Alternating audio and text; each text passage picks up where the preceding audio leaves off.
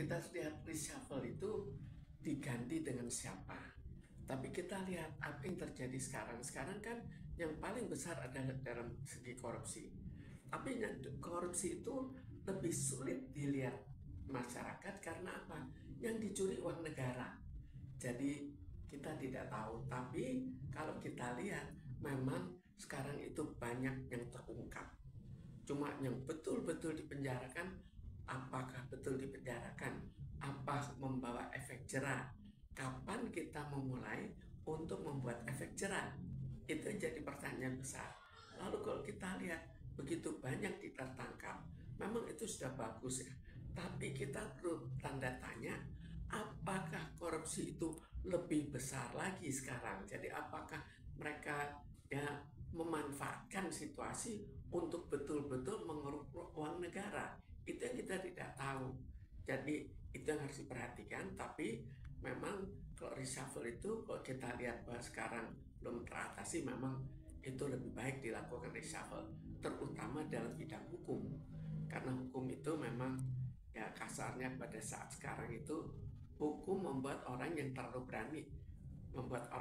berani, untuk melakukan suatu korupsi.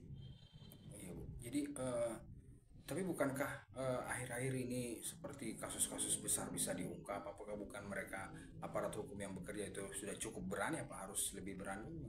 Memang sudah terungkap, jadi ini sudah positif lah daripada tidak terungkap. Malah sebagian juga berhasil ditindak. Tapi kalau kita lihat dari segi banyaknya korupsi, ini baru sebagian kecil. Ini yang harus dilanjutkan. Dengan harapan nanti reshuffle juga diberikan orang-orang yang lebih jujur. Mungkin bukan jujur, kita kadang-kadang sulit untuk mencari yang betul-betul jujur. Tapi orang yang berani dan tetap lebih jujur, jangan terlalu serakah. Oke, Bu.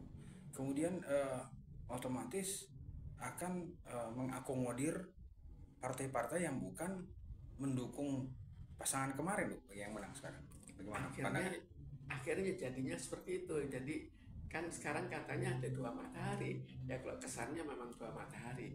Nah bagaimana akhirnya kalau mataharinya kurang bagus ya, perlu juga bagaimana secara bertahap grup-grup itu juga harus ya terpaksa harus disingkirkan. Kalau sudah kita tidak melihat grupnya ya, tapi kita melihat orangnya, orang yang koruptor atau bukan terlalu koruptor, dan perannya.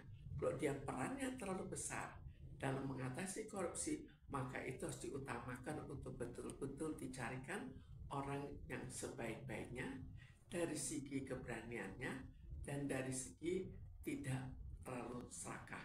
Kalau bisa yang bersih, kalau memang masih ada stok yang bersih. Ya, jadi otomatis melihat dari mental orang yang tidak direkrut dong, Bu. Gimana? Ini masalahnya ya, bagaimana bisa bersih kalau kita tidak ada efek jerah? Orang kalau misalnya akhirnya ditangkap, mereka juga kita lihat nggak terlalu masalah karena uang sudah banyak di tangan. Masalah bagi orang ditangkap adalah saya tidak bisa melanjutkan korupsi saya. Jadi memang harus dipikirkan, bukan hanya dipikirkan, dilaksanakan untuk membuat jerah.